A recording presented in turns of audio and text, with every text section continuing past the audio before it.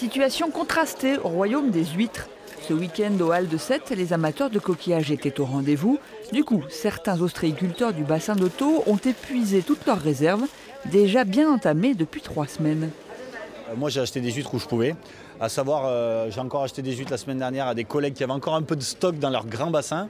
Mais là ça y est, on se penche sur d'autres bassins de production pour travailler, on vend des huîtres qui sont plus de la bousigues.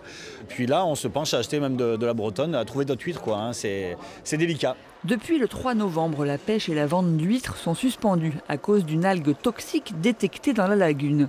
Mais celles qui ont été récoltées et mises en bassin avant la fin octobre, elles sont consommables. Un message un peu trop flou pour nombre de consommateurs qui se méfient de ces fruits de mer.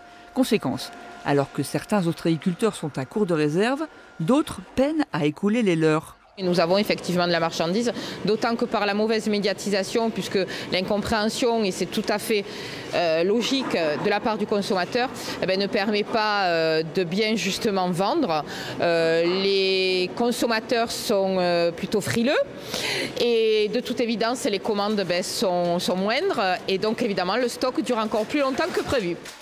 À l'approche de Noël, cette situation commence à angoisser les professionnels de la lagune. Les fêtes de fin d'année représentent près de 30% du chiffre d'affaires de la filière. 2 nouvelles analyses auront lieu cette semaine. Résultat attendu vendredi soir. S'ils sont favorables, la commercialisation pourrait reprendre dès le week-end prochain.